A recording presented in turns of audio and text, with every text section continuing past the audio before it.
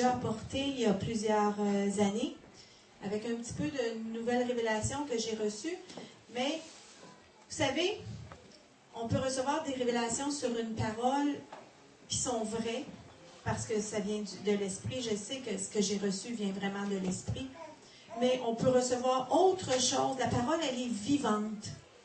Elle est vivante. Ça se peut que quelqu'un d'autre ait reçu des choses qui sont semblables, similaires, ou autre chose qui s'ajoute avec la parole que j'ai reçue, mais la parole, elle est vivante.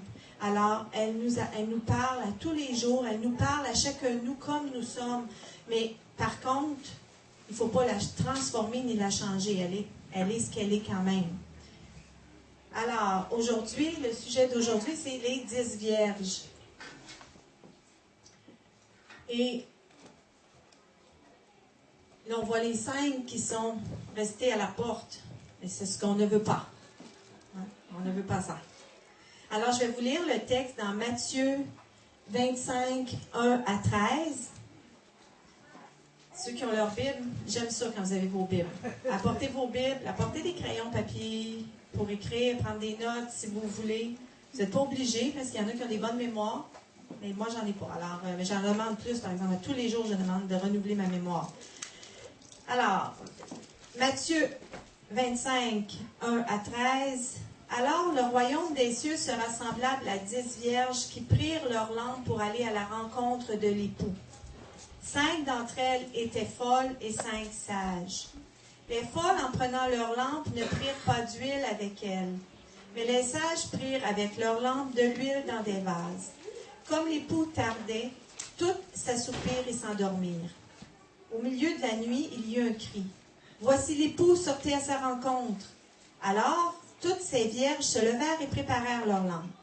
Les folles dirent aux sages, « Donnez-nous de votre huile, car nos lampes s'éteignent. » Les sages répondirent, « Non, il n'y en aurait pas assez pour nous et pour vous.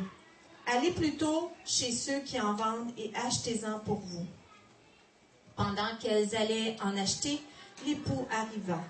Celles qui étaient prêtes entrèrent avec lui au festin de noces, et la porte fut fermée. Plus tard, les autres vierges arrivèrent aussi et dirent, « Seigneur, Seigneur, ouvre-nous. » Mais elle répondit, « En vérité, je vous le dis, je ne vous connais pas. Veillez donc, puisque vous ne savez ni le jour ni l'heure. » Et je te remercie, Seigneur, pour ta parole.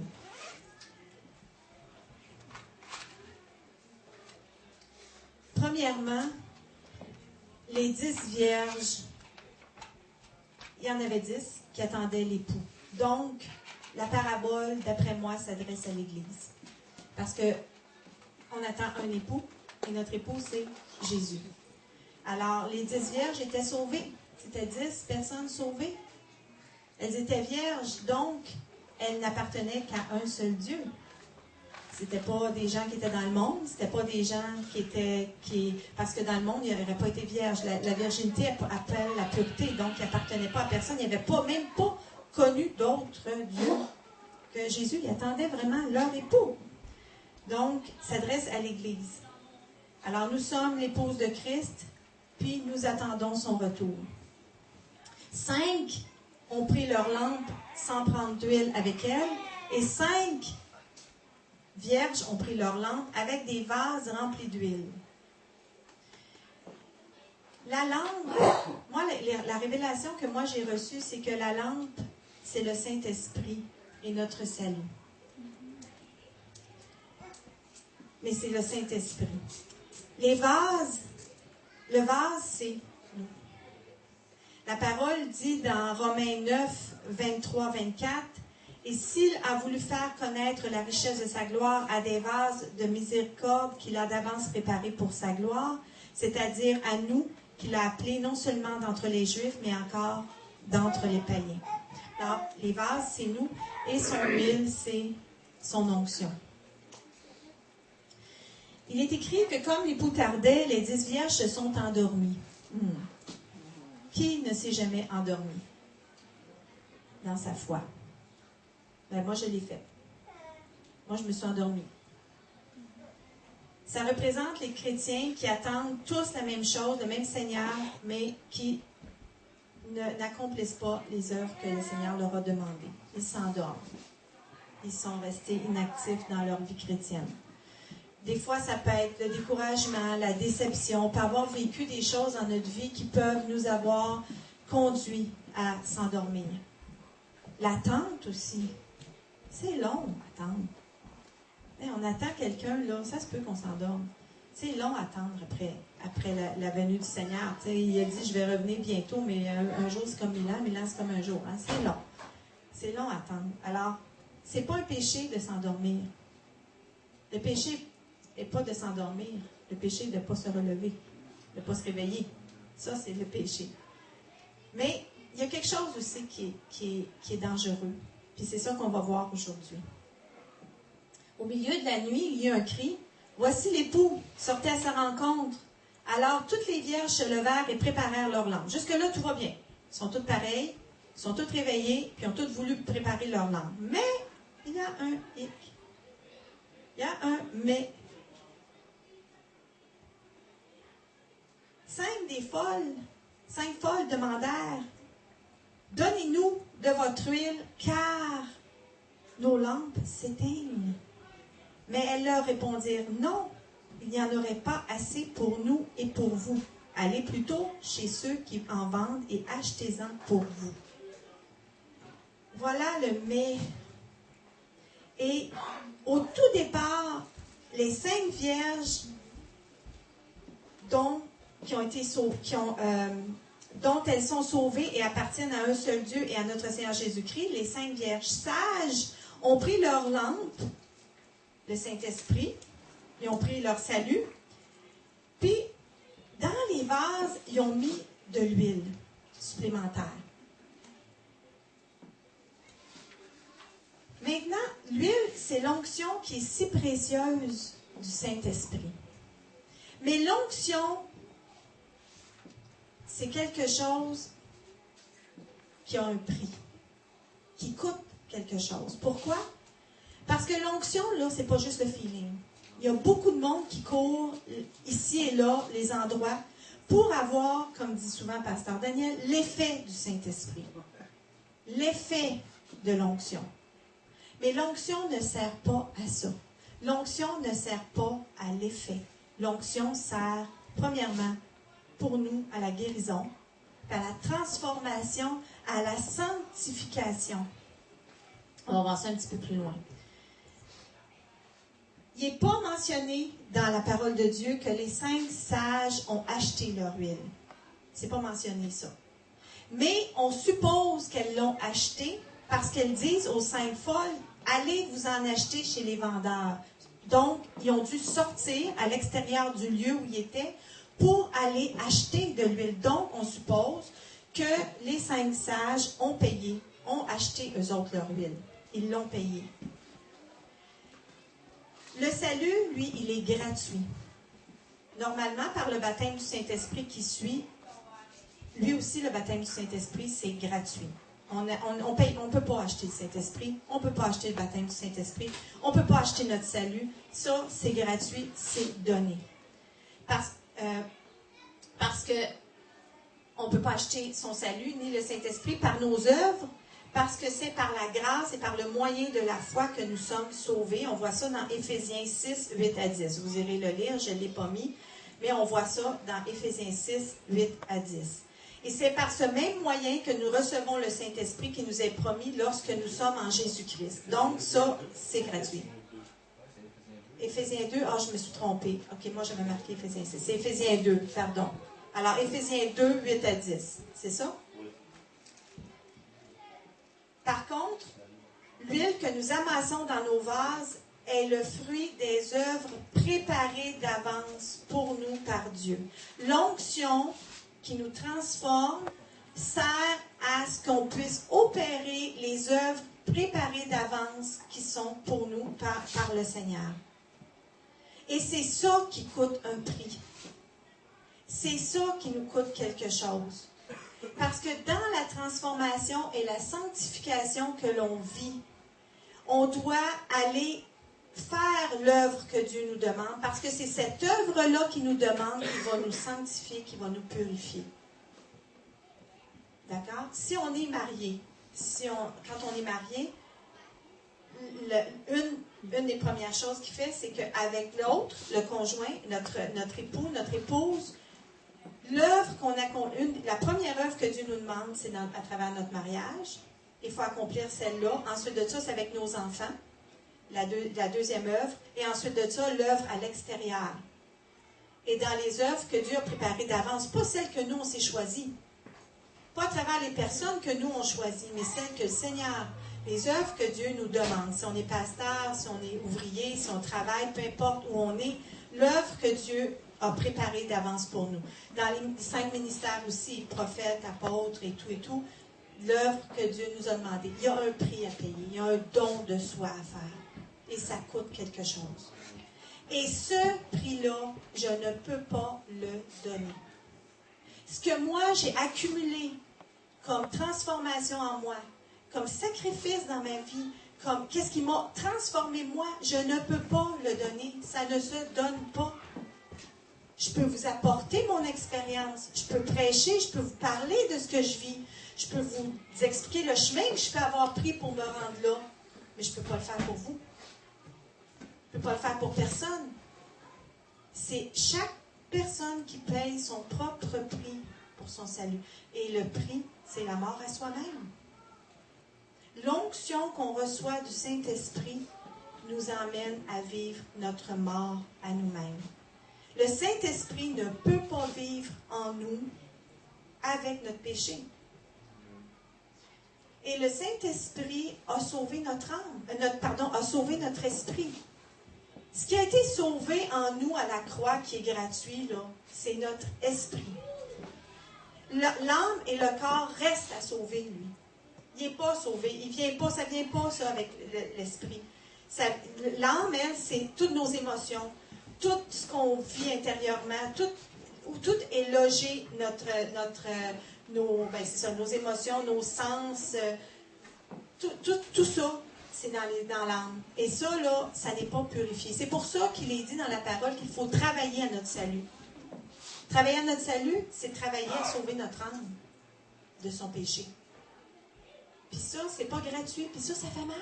Je sais pas si, moi en tout cas, je sais pas si vous êtes comme moi, mais moi, ça fait mal de faire travailler mon âme. J'aime pas ça. Elle fait mal en titi. Le Seigneur, il me montre des bouts noirs de mon âme. Là. J'aime pas ça. Des petits bouts cachés dans le coin là, que tu as laissé là parce que ça ne te tentait pas de te faire travailler. Là. Ça sent pas bon. C'est pas beau. Bien ça, là, ça fait mal de donner au Seigneur puis d'être transformé. Puis des fois, ben, le Seigneur, il passe par quelqu'un pour venir te le dire. Puis il passe par des gens. Des fois, ça ne tente pas de te faire dire ça. Là. Pas le goût. C'est bien mieux de se faire flatter. L'âme, elle, la chair, l'âme qu'on appelle la chair, elle aime se faire flatter. T'es belle, t'es fine, t'es bonne. Mais elle n'aime pas se faire dire qu'est-ce qui n'est pas beau. Elle reste à sauver. Puis ça, là, ça coûte un prix. Et plus on paye le prix, plus on meurt à soi-même, plus on se laisse transformer par le Saint-Esprit, qu'on se laisse guérir par le Saint-Esprit, plus que l'onction est abondante en nous. Amen. Parce qu'elle ne fait pas juste habiter notre esprit, mais le Saint-Esprit transforme non seulement notre esprit, mais notre âme et notre corps. On devient le reflet de notre esprit. C'est-tu pas beau, ça? C'est pour ça que des fois, c'est malheureux. Hein? On voit des personnes dans le monde, des personnes âgées, puis même des fois, ils sont même pas vieilles, puis on les voit toutes, ils marchent, sont toutes courbées, là, puis ils s'en vont comme ça, là, puis ils ont de la misère à marcher. Ils ne sont pas handicapés, ils sont juste courbés. Mais souvent, tu vois l'état de leur âme à travers ça. Ils portent des fardeaux, des blessures, des manques de pardon. Ils portent ça sur leurs épaules, puis ils marchent même comme ça, tellement qu'ils sont pris intérieurement. On voit ce qu'on voit en apparence, c'est le reflet de notre esprit. Et ça, c'est malheureux de voir ça. Et c'est encore plus malheureux de voir ça chez les chrétiens. Dans le monde, c'est comprenable, ils n'ont pas été sauvés. Il y a encore ça. Mais quand on voit ça dans une église, on voit, c'est vrai, on peut avoir le rhume, on peut avoir des choses. Moi, j'ai des places, des fois j'ai mal, puis je demande au Seigneur, guéris-moi. Des fois, c'est des choses naturelles, OK. Mais quand tu es pris, que tu as de la misère, tu ne fonctionnes plus, il y a un problème. il y a un problème. Alors, notre âme a besoin de cette onction-là pour être transformé, guéri, libéré, pour qu'on puisse faire les œuvres préparées d'avance pour nous. Et si on n'a pas pris ça, si on n'a pas ça, si on ne paye pas le prix pour ça, on va se ramasser comme les 5 vierges folles. Il va falloir aller le payer un jour ou l'autre. Il va falloir aller s'en acheter. Alors, quand les vierges sages ont dit aux vierges folles, allez vous en acheter chez les vendeurs. Les vendeurs sont nos œuvres. Allez payer le prix dans les œuvres que Dieu a préparées d'avance pour vous. Sortez là de votre confort, sortez du lieu où vous êtes, puis allez payer le prix de vos œuvres. Ils sont partis. Ils ont compris. Ils ne sont pas obstinés avec les vierges sages. Oh non, non, non, non, il faut que vous nous en donniez. Ils ont compris quand ils ont dit, nous autres, on ne peut pas vous en donner parce qu'on n'aura pas assez pour nous. On ne peut pas. Je ne peux pas vous en donner. Ils ne sont pas obstinés avec eux autres. Ils ont compris que c'est vrai qu'ils ne peuvent pas nous en donner. On ne sait pas dans combien de temps. Ils ne savaient pas. Ils savaient que le cri avait sonné. Ils savaient qu'ils avaient entendu le cri. Ils savaient que l'époux s'en venait, mais ils ne savaient pas dans combien de temps encore. Ils ne pouvaient pas se permettre non plus de partager quoi que ce soit. Il n'y avait même pas le temps de leur expliquer. La seule chose qu'ils pouvaient leur dire, c'est allez chez les vendeurs du temple. Ils sont partis, ils sont allés chez les vendeurs du temple. Mais malheureusement, quand ils sont revenus, la porte était fermée. La porte était fermée.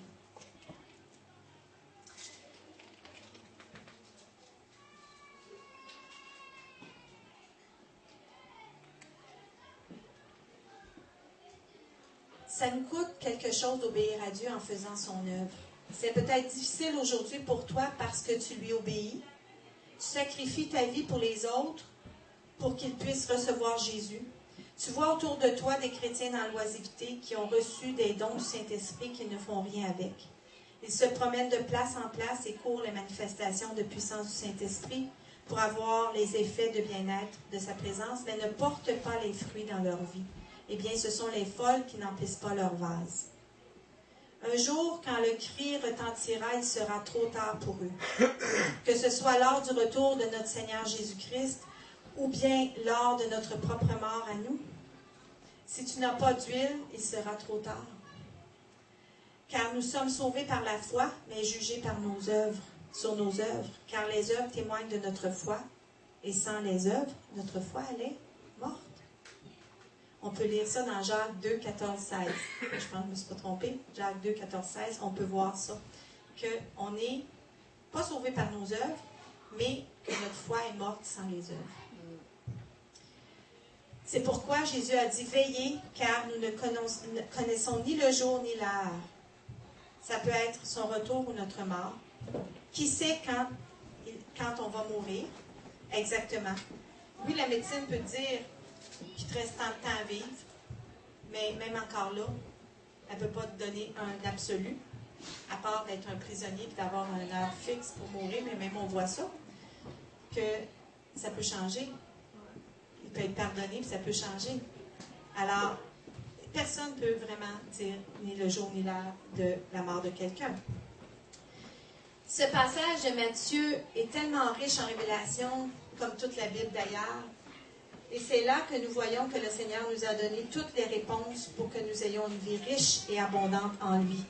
Par la puissance du Saint-Esprit, et nous avons la lumière qui nous révèle sa parole. Alors, vous voyez, marcher dans la puissance du Saint-Esprit, c'est pas un jeu, c'est pas un feeling, c'est pas quelque chose qu'on doit prendre à la légère, mais c'est quelque chose, c'est un don que Dieu nous a donné, c'est un cadeau que Dieu nous a donné. Cette semaine, j'écrivais sur Facebook à quel point je suis reconnaissante qu'un si grand Dieu, comme notre Dieu qui est créateur, qui a créé l'univers entier et tout ce qui existe de visible et invisible, parce que nous, avec nos yeux, on peut voir une certaine partie de ce qu'il a créé, mais on ne voit pas tout. On ne voit pas l'invisible encore. On ne voit pas tout dans l'invisible. On sait en partie par la parole de Dieu l'invisible, mais on ne la connaît pas toute. Mais un si grand Dieu qui a créé le visible et l'invisible puisse venir habiter en moi par son Saint-Esprit. C'est extraordinaire. Un Dieu qui nous aime à un tel point, un qui s'est fait chair, qui est venu mourir sur une croix pour me sauver, me racheter du prix que j'avais à payer de la mort éternelle. Il m'a racheté de ça. Et non seulement il m'a racheté de ça, mais il m'a pardonné toutes mes fautes, tous mes péchés. Puis en plus de ça, il vient habiter en moi par son Saint-Esprit. Puis en plus de ça, il me donne tous ses dons pour pouvoir bien opérer. En plus de ça, j'ai reçu la grâce en abondance sur moi. En plus de ça, je peux opérer des prodiges, des miracles à travers tout ce qu'il m'a donné. Dieu nous aime comme un fou. Il nous aime assez pour faire confiance à un être. Nous, on est comme un grain de sable à comparer à lui. Puis un jour, je donnais cet exemple-là. Nous, en fait, c'est une amie à moi qui m'avait donné cet exemple-là, Isabelle. Elle me disait, nous, on est comme des fourmis dans une fourmilière. Et Dieu, ce serait comme nous, l'être humain. Puis nous, on regarde la fourmi, puis on veut la sauver, la fourmi, du danger. Puis on essaye de lui dire avec nos mots d'être humain à une fourmi, fais attention, il y a du danger, fais pas ça, va pas là. Elle ne comprend même pas notre langage. Elle est tellement petite même qu'elle ne peut même pas nous voir. Parce qu'on est trop grand. Alors, ce qu'il fait, c'est qu'il est venu en fourmi, dans la fourmilière, pour venir dire aux autres fourmis le message de son Père. Il est venu, il s'est transformé en fourmi. Imaginez-vous, il peut se faire écraser n'importe quand, là. Il est venu en fourmi pour avoir le langage de la fourmi, pour venir dire à la fourmi, écoute, j'ai un message à venir te dire de la part de mon Père. Un message d'amour que j'ai à t'apporter. Il s'est fait fourmi, puis il s'est fait détruire par les fourmis pour pouvoir sauver le restant des fourmis. C'est sûr que c'est une image qui n'est même pas à la mesure entre Dieu et nous. Mais imaginez, c'est ça parce que nous, le langage de Dieu, on ne le comprend pas. On est trop petit pour comprendre le langage de Dieu. Il a fallu que Dieu vienne se faire homme, être humain comme nous, pour venir nous montrer, nous parler en langage d'être humain, pour qu'on comprenne le message de Dieu. C'est grand, ça. C'est très grand, le geste que Dieu a fait en venant se faire homme pour nous sauver. Puis, tout ce qu'il nous a donné. Puis en plus de ça, j'ai oublié d'autres choses qu'il nous a donné. Notre héritage. On l'a déjà. On a déjà notre héritage, puis on est encore vivant. D'habitude, l'héritage, on donne ça quand on meurt. Ben non, nous, il nous l'a donné vivant. On peut réclamer déjà notre héritage. La santé, la prospérité, tous les dons, tout. On a déjà ça ici. Il a dit, on a juste à croire. Croire, puis on l'a. On a notre héritage. C'est pas merveilleux, ça? Tout ce qu'il a fait pour nous. Alors, on n'a pas raison d'être triste. On n'a pas raison d'avoir de la tristesse. On n'a pas raison de marcher en regardant les circonstances dans notre vie.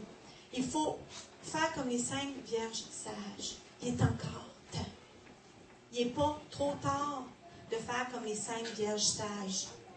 Parce que le son, la trompette, d'après moi, le cri n'a pas sonné. Mais il est à la veille, par exemple. Il est à la veille. Il est à la veille d'emmener son Église. Parce que quand la porte va se fermer, c'est parce qu'il emmène son Église. Il y en a des chrétiens, malheureusement, qui vont rester ici, qui ne monteront pas quand ça va être le temps de l'enlèvement. Mais il est encore temps. Alors, prenons un vase qui est nous.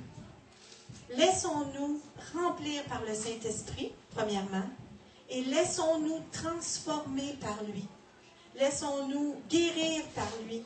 Laissons-nous changer par lui. Puis ça, là, c'est la première chose, je crois, c'est de se mettre face à lui. puis dire, Seigneur, je me reconnais pécheur. Même si je suis sauvée, je me reconnais petit, je me reconnais que j'ai besoin d'apprendre de toi. J'ai besoin que tu me fasses connaître qui tu es réellement. Dieu, il y a des milliers et des milliers et des milliers de facettes. C'est comme un diamant. Il y a des milliers de facettes. Puis nous, comme petit être humain, on reçoit une petite facette de Dieu, puis on croit qu'on l'a l'affaire. Mais Dieu, il est infini.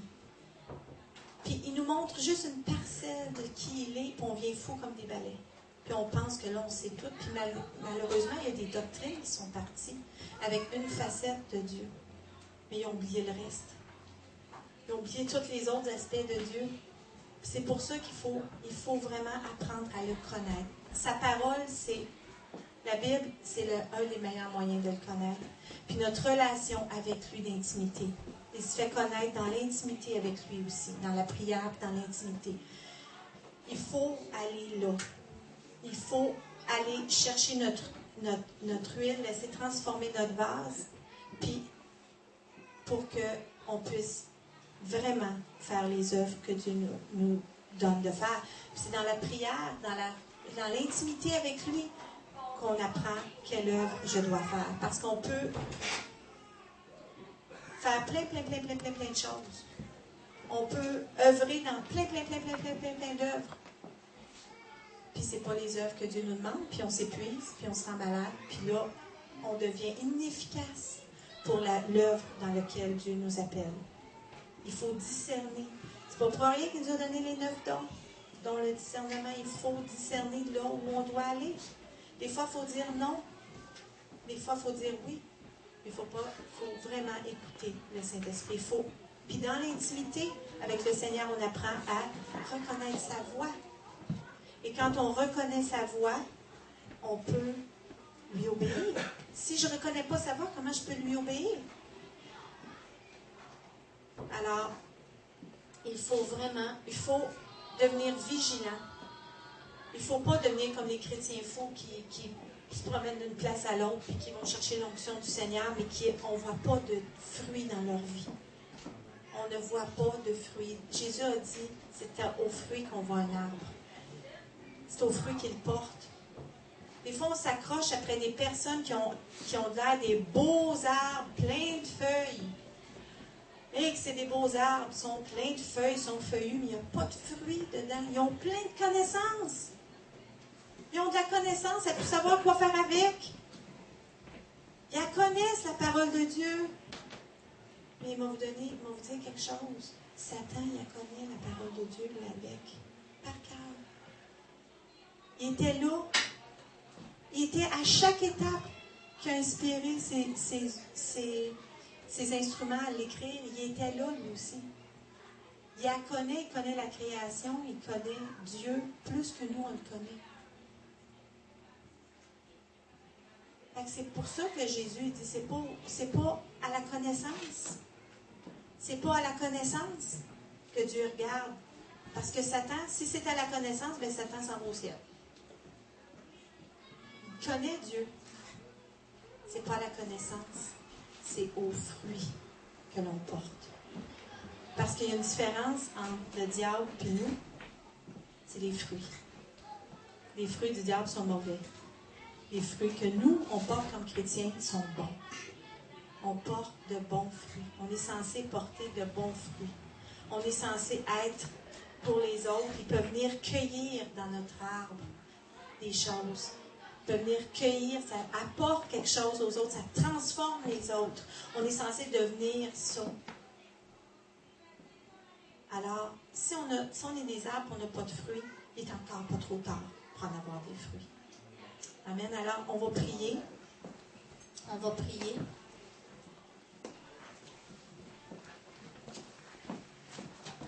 Ne ferme pas tout de suite la caméra parce que on va prier pour ça. Je vais prier aussi pour les gens qui écoutent les messages sur Internet aussi. Parce que pour le Seigneur, il n'y a pas de lieu et de distance. Le message peut avoir été donné il y a 10 ans, tu vas l'écouter aujourd'hui, puis il était pour toi. C'est ça qui est extraordinaire.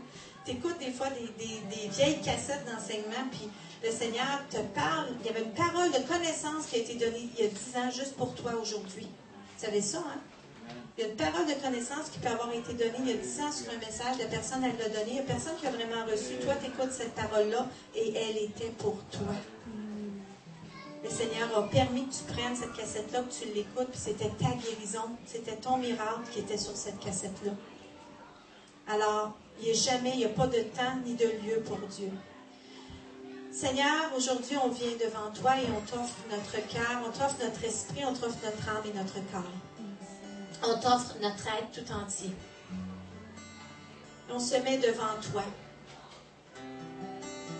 Seigneur, si on ne te connaît pas encore, s'il y en a qui ne te connaissent pas encore aujourd'hui, bien, je vais faire une prière pour ceux qui ne te connaissent pas.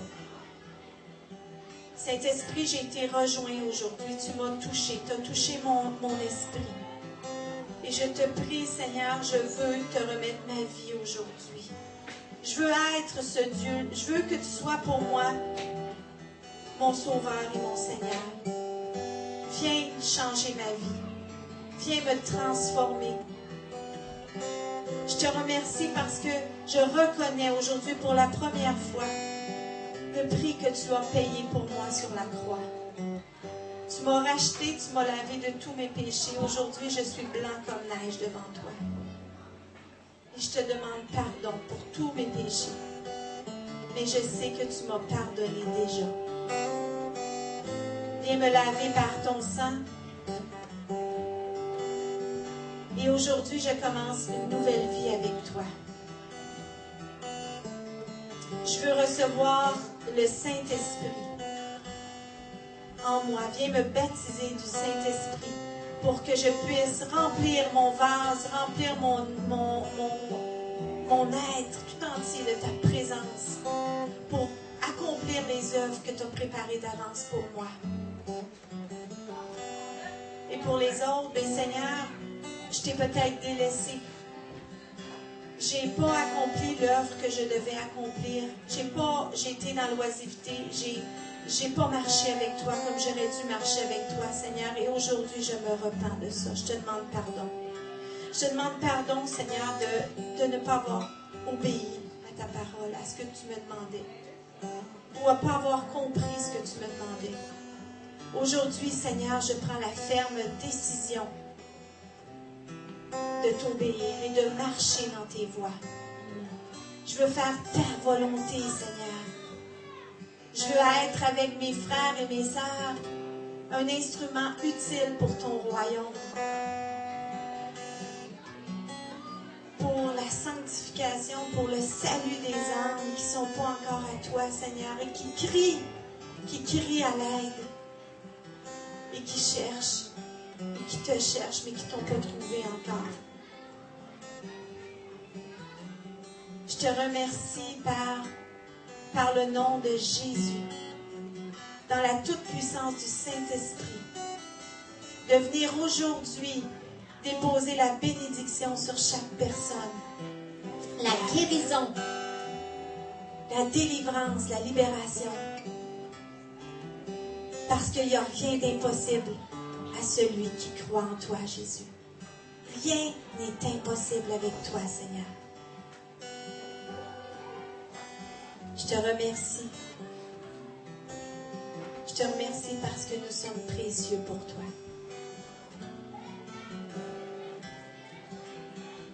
Puis personne n'a de raison de dire qu'ils ne sont pas aimés de toi, parce qu'on est tous aimés de toi, sans exception.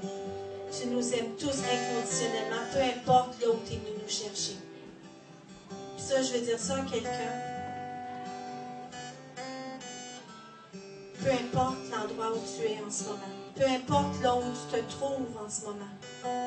Peu importe dans quel état de péché tu es en ce moment. Ton Dieu, ton Seigneur, ton Sauveur t'aime inconditionnellement. Et il t'appelle aujourd'hui. Il te dit, viens, je t'aime. Viens. Tu m'appartiens. Puis je veux te bénir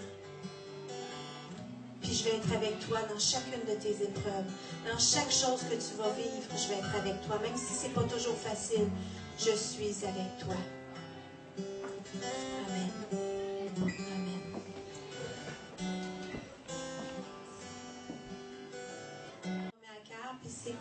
C'est quelque chose que le Seigneur veut nous dire à quel point il nous aime. Faites juste, écoutez pas trop ma voix, là, elle n'est pas extraordinaire, mais peut-être, je vais la chanter. Ok, merci.